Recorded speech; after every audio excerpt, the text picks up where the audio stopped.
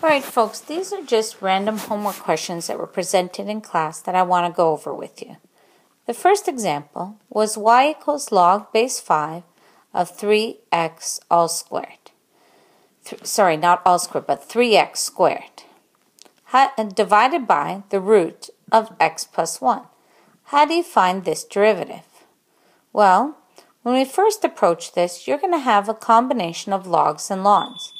Combination of logs and lns, I'm going to be honest with you, are not allowed. It's like mixing fractions and decimals in the same question. You need to have everything in the same form, either all in logs or all in lns. I recommend you convert everything in terms of ln. So the first step is actually to convert log base 5 of 3x squared into a ln statement. Log base 5 of 3 to the x squared is going to equal root of x plus 1, so x plus 1 to the power negative a half, and we're going to convert this to a ln statement. The ln is ln of 3x squared, this inside, divided by ln of 5. What is ln of 5? It's just a number. So ln of 3x squared over ln of 5. You can convert any logarithmic statement to a quotient of two lns or a quotient of two other logs of any choosing. We're choosing the natural logarithm. The reason why is the derivative of a log is actually a ln. So when we take the bunch of derivatives, we'll only have statements of lns, and that's what we want. So now we're going to take the derivative.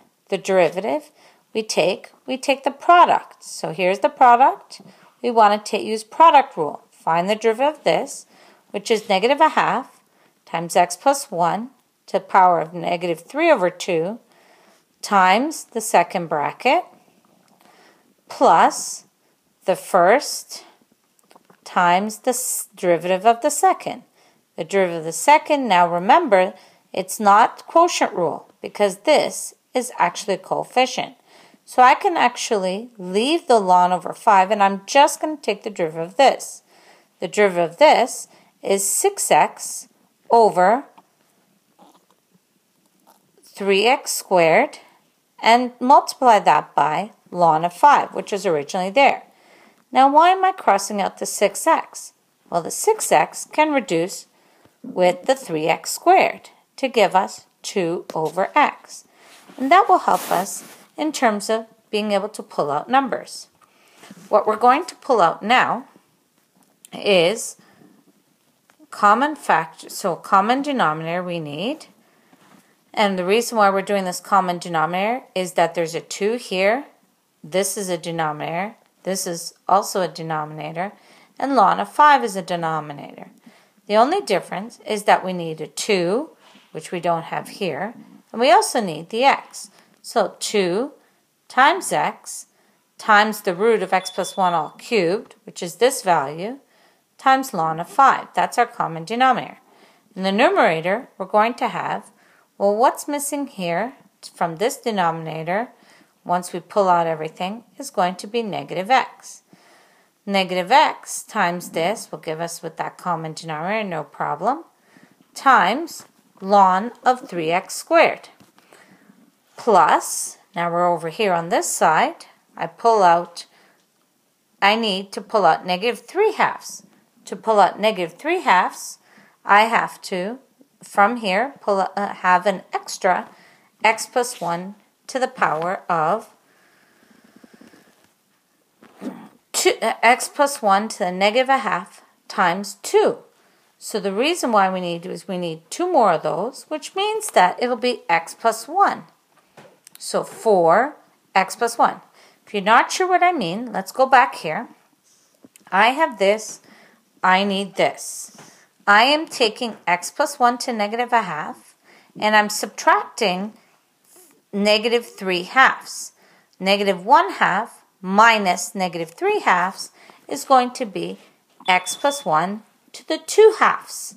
2 halves is 1, so you're left with x plus 1 to the power 1. Why is there 4?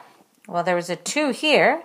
The denominator here did not have a 2, so I need to multiply this by 2. to get, and then we get 4.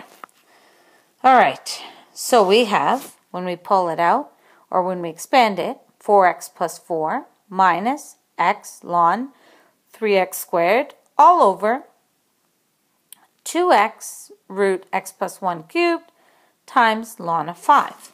And that's the derivative of that logarithmic statement. Notice that there are no mixing of lns and logs, which is not allowed. All right, so I want you to do page 578, so this is a question, from 578, number 4D.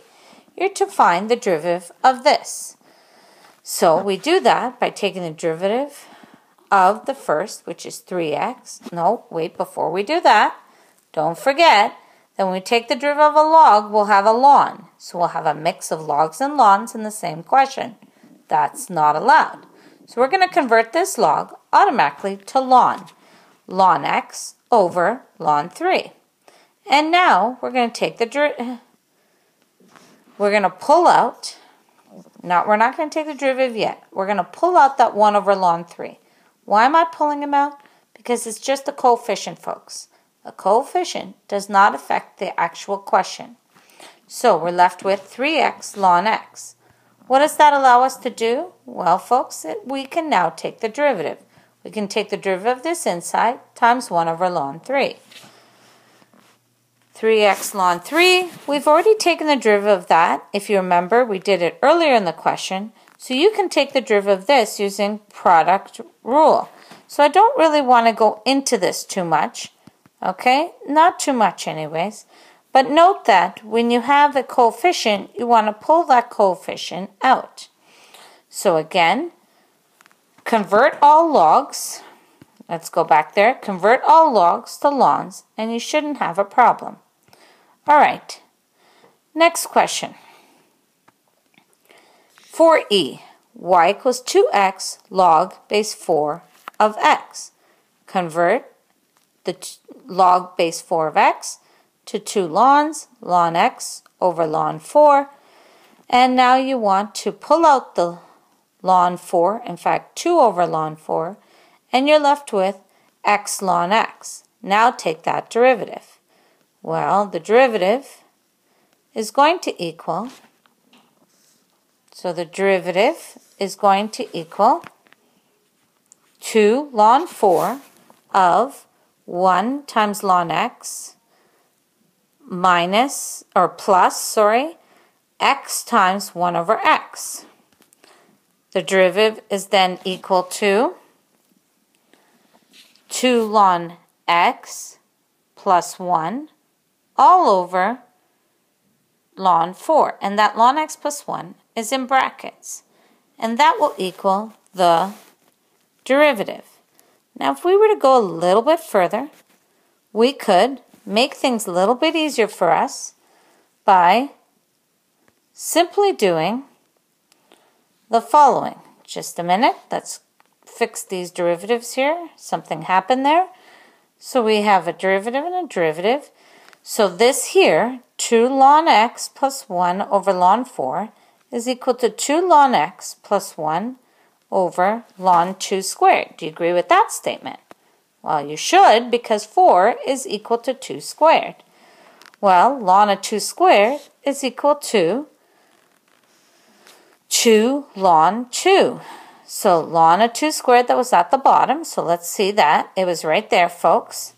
Ln of 2 squared is equal to 2 ln 2. And that means that these 2's, right here and right here, can cancel each other out. So we have ln of x plus 1 over ln 2. All right.